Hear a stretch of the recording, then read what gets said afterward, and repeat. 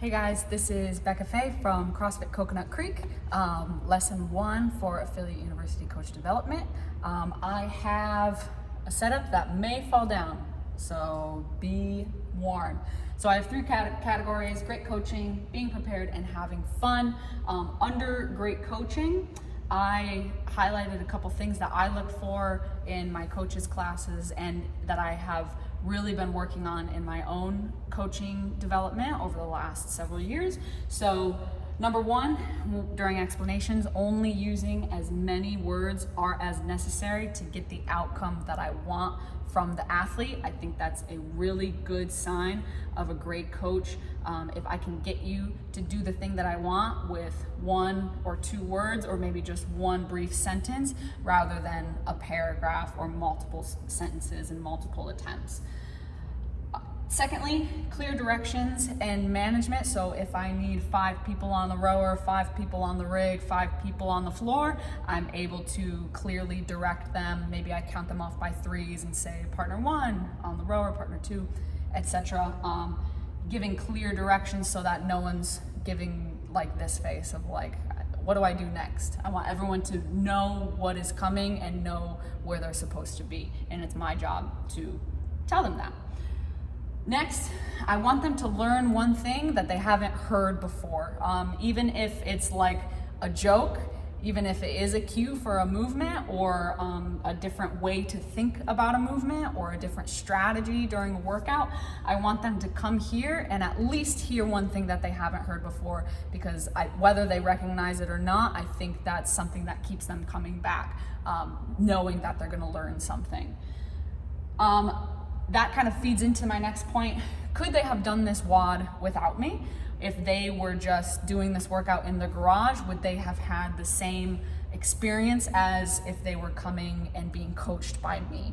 I'm not just reading off of the board and instructing them or presenting the workout. I'm actually coaching them through the workout, giving them strategy, feedback, things like that. I want them to feel like they benefit from coming to the gym and not like, I could have just done it on my own. And then lastly, I like to make sure there's lots of room for learning. I do believe that we need to be holding up the standard as far as movement standards and making sure that the points of performance are being met. But I don't really want to watch them like a hawk. I don't want to be leaning over their shoulder and constantly having them try to fix everything. I do want them to go through that natural, like, kinesthetic awareness development process that happens when they're working out, and letting their body do the motor learning as well, rather than just listening to me say things over and over. Being prepared. Class size. I always tell my coaches, like, hey, make sure you think about this this WOD in terms of what if only 1 person shows up versus what if 20 people show up and we have limited equipment, like the fact that we only have 10 rowers, or we only have 5 echo bikes, or we only have 14 wall ball shots. Being prepared in both scenarios is key.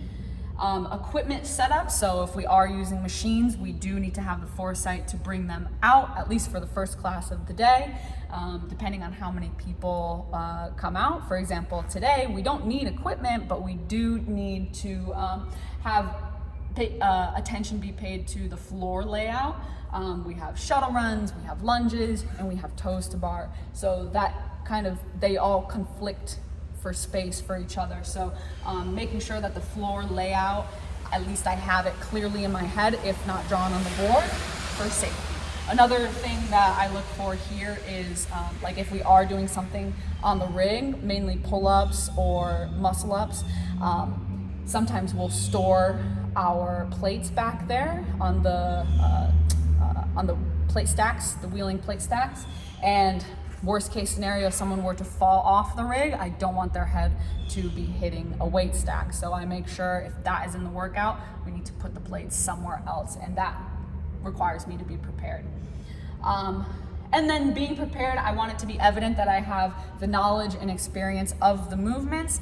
If there's something that comes up in the warm-up or in the workout that I'm not familiar with, I need to do my research the night before or before I come to class to make sure that I know what the movement looks like, I've tried it myself, and I can teach it to somebody else. Maybe I'm not an expert in it, but I'm still conveying the idea that I know what I'm doing. And it's sometimes we've had before some movements in the warm-up and the coach hasn't done it before or doesn't know what it is, but the members do, and then it turns into like the members teaching the coaches, which is fun and fine every once in a while, but then it sort of gets this idea in their head that like, hey, he didn't really or she didn't really look at the workout beforehand and figure this out beforehand. So I want to make sure that that's evident, that I know what I'm doing.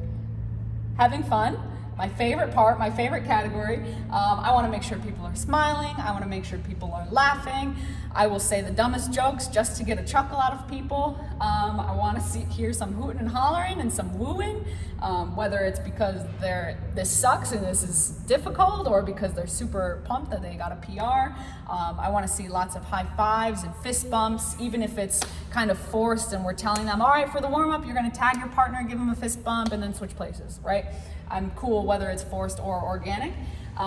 Good music could mean a lot of different things to a lot of different people, especially in our gym. We get requests for music changes all the time, just a wide variety of people. And minimal standing around. I don't want people to be standing around and kind of like fidgeting and feeling like, all right, I want to move. You don't want to stifle that too much with excessive explanation. So let me grab a marker, my top 3. So top 1 in each category.